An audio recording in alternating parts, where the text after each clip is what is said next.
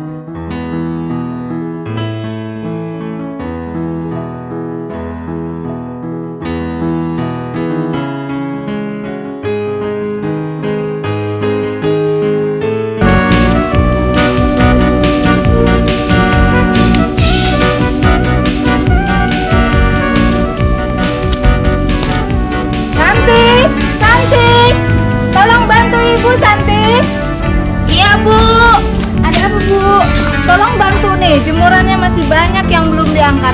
Ibu sudah nggak tahan kelamaan di tempat panas. Iya deh Bu, sini Santi bantuin. Hari ini panas banget ya Bu. Iya nih, nggak ada awan sedikit pun.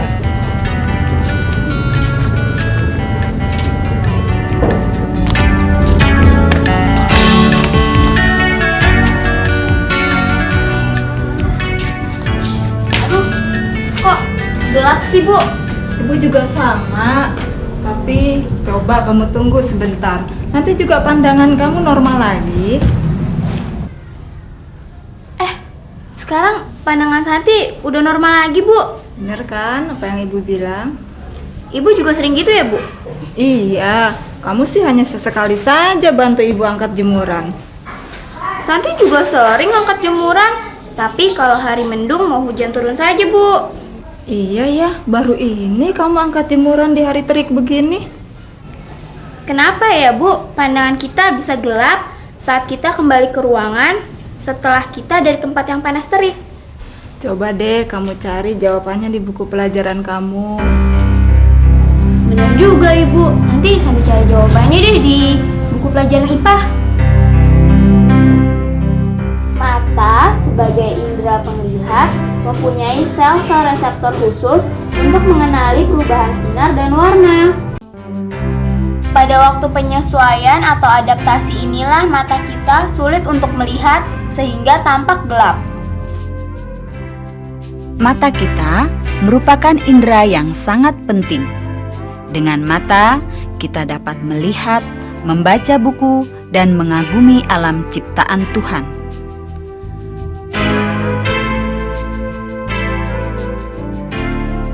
Mata kita terdapat di dalam bola mata.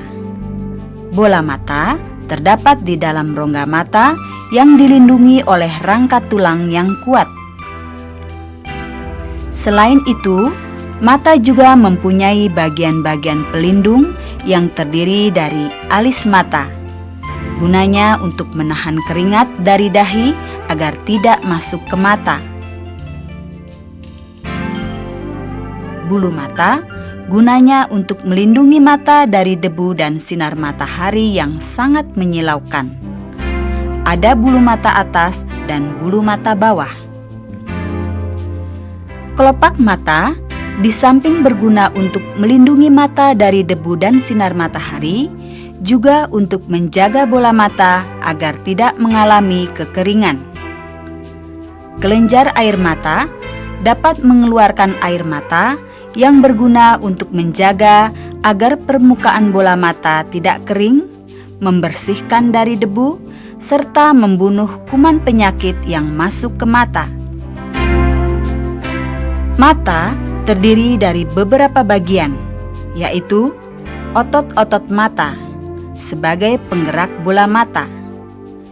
Otot mata mencakup otot penggerak ke atas dan ke bawah, otot penggerak ke kiri dan ke kanan, otot pemutar biji mata.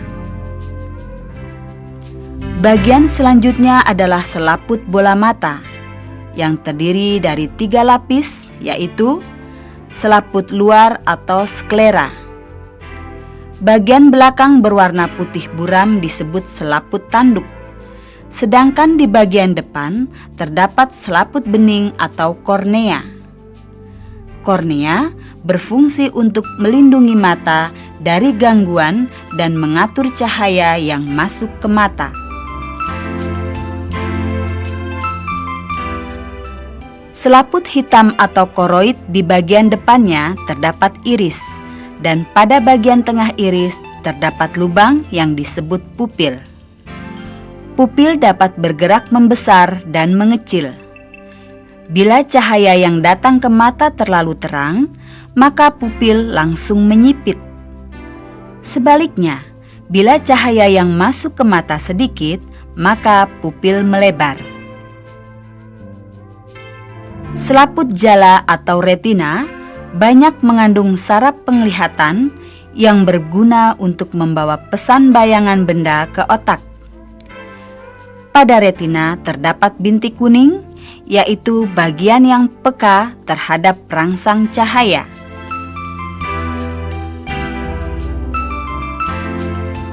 Lensa mata memiliki daya akomodasi, yaitu proses mencembung dan mencekungnya lensa mata agar benda yang diamati tampak jelas. Bagaimana proses pembentukan bayangan pada mata? Kita dapat melihat benda karena ada cahaya yang dipantulkan benda kepada mata. Cahaya akan masuk melalui kornea, lalu melewati lensa mata, dan akhirnya jatuh pada bintik kuning di retina. Di retina, rangsangan cahaya akan diterima oleh ujung saraf penglihatan. Kemudian, impuls atau pesan dibawa oleh saraf penglihatan ke otak untuk diolah. Barulah kita sadar apa yang kita lihat.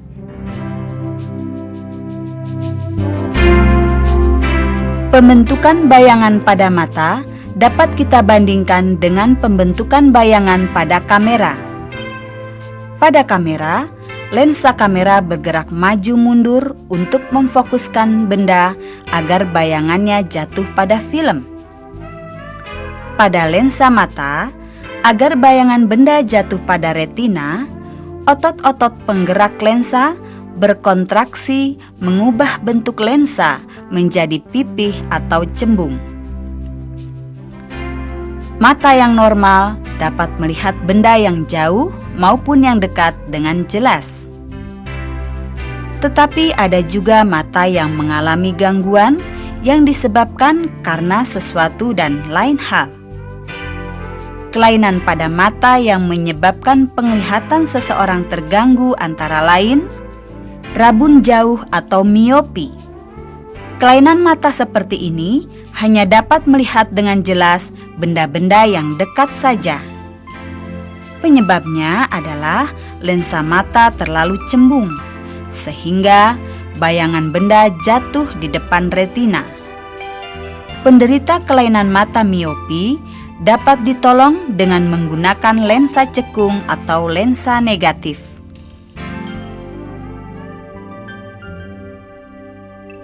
Rabun dekat atau hipermetropi.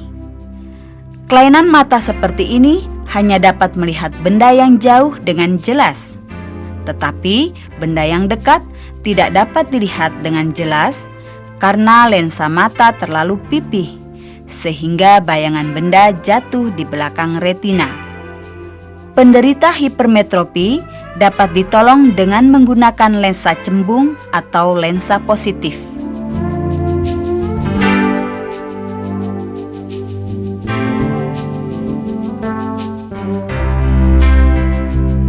Presbiopi atau mata tua, yaitu tidak dapat melihat benda yang terlalu jauh atau terlalu dekat. Hal ini disebabkan faktor lanjut usia. Lensa mata lebih pipih dan sukar mencembung, sehingga daya akomodasi mata berkurang. Mata presbiopi dapat ditolong dengan kacamata berlensa cembung dan cekung atau kacamata rangkap. Pada kacamata rangkap, lensa cekung atau lensa negatif di atas dan lensa cembung atau lensa positif di bawah.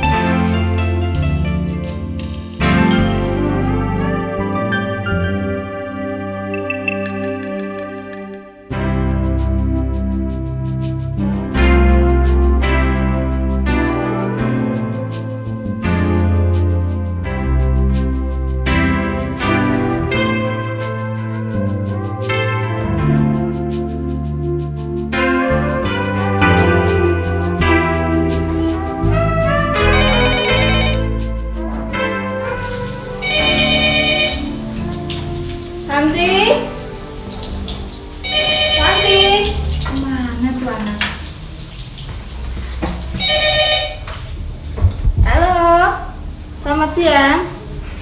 Oh, Indah. Iya, Santi ada. Indah mau kesini. Ya, nanti Ibu sampaikan. Terima kasih kembali. Assalamualaikum. Santi. Oh, Sigit. Maaf ya, lama dibukakan pintu. Gak apa-apa kok Tante. Santinya ada Tante. Ada, silakan masuk. Silakan duduk dulu ya, sebentar nanti panggilkan Santi. Kasih Tante. Santi, mana tuh anak? Santi, Santi, kemana sih ini anak?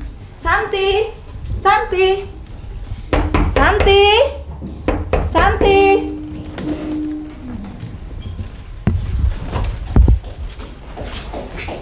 Santi, kamu kok asik sendiri sih? Sampai-sampai tidak dengar suara dering telepon sama ketok pintu. Maaf deh Bu, abis lagunya enak-enak sih Bu. Kamu enak-enakan, Ibu kan sedang repot. Ibu sedang masak, jadi buru-buru angkat telepon. Sekali lagi maaf deh Bu. Tapi ngomong-ngomong telepon dari siapa Bu? Dari Indah. Katanya mau belajar bersama di sini. Tuh ada Sigit.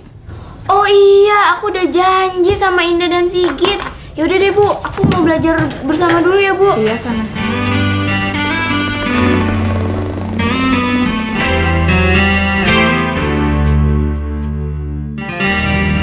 Sigit, udah lama ya Git? Enggak, baru aja kok. Oh. Assalamualaikum. Waalaikumsalam. Indah masuk dah. Ini dulu. Kamu telat sih Indah. Enggak kok, cuma sebentar. Oh ya, kali ini belajar apa? Kita belajar tentang panca indera aja yuk. Oh iya, bagaimana kalau kita belajar tentang indera pendengaran? Boleh juga. Aku yang baca duluan ya. Boleh. Telinga merupakan indera kita yang peka terhadap getaran bunyi. Semua bunyi pada dasarnya merupakan getaran. Getaran itu yang menimbulkan gelombang suara yang dapat ditangkap oleh telinga kita. Begitu. Memang benar. Dengan telinga, kita dapat mendengar bunyi-bunyian yang ada di sekitar kita, seperti musik, kicauan burung, dan sebagainya.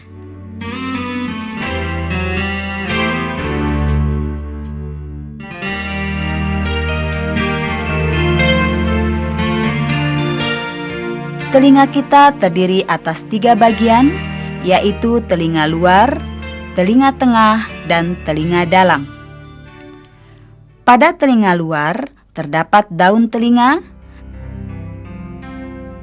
saluran telinga luar, dan gendang telinga atau membran timpani. Daun telinga berguna untuk menangkap getaran suara. Saluran telinga luar panjangnya sekitar 2,5 cm, mempunyai rambut-rambut halus untuk menjaga agar benda asing tidak masuk ke dalam telinga. Dindingnya menghasilkan minyak serumen untuk menjaga agar permukaan saluran dan gendang telinga tidak kering. Telinga tengah merupakan bilik kecil yang berisi udara dan terletak sebelah dalam gendang telinga. Di dalamnya terdapat saluran eustachius yang menghubungkan telinga tengah dengan rongga mulut. Gunanya untuk mengatur dan menjaga keseimbangan tekanan udara di dalam dan di luar rongga telinga.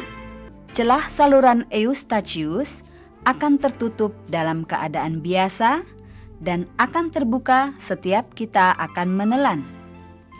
Dengan demikian, tekanan udara dalam ruang sebelah dalam timpani atau gendang telinga dipertahankan seimbang dengan tekanan udara di sekitar. Rongga telinga tengah berhubungan dengan telinga luar melalui gendang telinga. Sedangkan hubungan telinga tengah dengan bagian telinga dalam melalui jendela oval atau tingkap jorong dan jendela bundar. Pada rongga telinga tengah terdapat 3 tulang pendengaran, yaitu sebelah luar disebut tulang martil atau malleus, di tengah berupa tulang landasan atau incus, dan tulang sanggurdi atau stapes di sebelah dalam. Ketiga tulang ini tersusun membentuk rantai yang berhubungan dari gendang telinga menuju rongga telinga dalam. Rangkaian tulang pendengaran ini gunanya untuk mengirimkan getaran suara dan gendang telinga menuju rongga telinga dalam.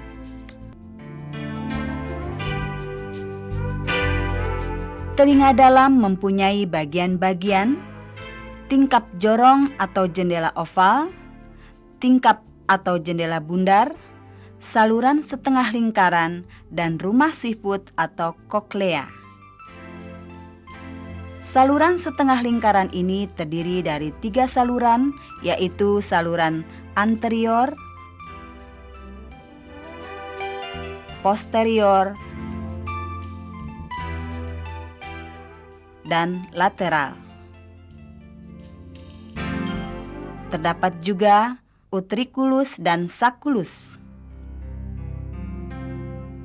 Saluran setengah lingkaran, utriculus dan sacculus merupakan alat keseimbangan, yaitu alat untuk mengatur keseimbangan tubuh kita.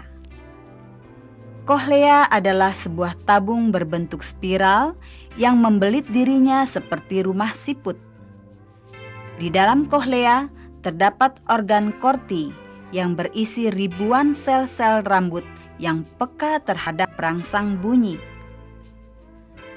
Bagaimana cara telinga menangkap bunyi? Semua bunyi diterima oleh daun telinga. Melalui saluran telinga luar, bunyi diteruskan ke membran timpani sehingga gendang telinga ini bergetar.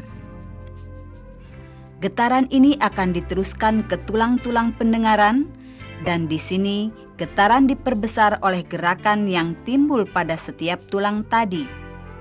Selanjutnya, getaran disalurkan melalui jendela oval menuju cairan telinga limfa di dalam rumah siput. Cairan yang bergetar akan merangsang ujung-ujung saraf di dalam organ korti. Pesan dari ujung saraf diteruskan oleh saraf ke otak besar. Otak besar menerima pesan ini, kemudian menerjemahkannya, dan kita mempersepsikannya sebagai bunyi atau suara.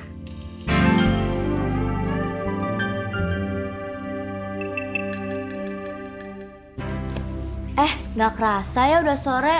Iya, bagaimana kalau kita sudahi saja belajarnya? Aku setuju, besok saja kita teruskan lagi. Wassalamualaikum warahmatullahi wabarakatuh. Terima kasih.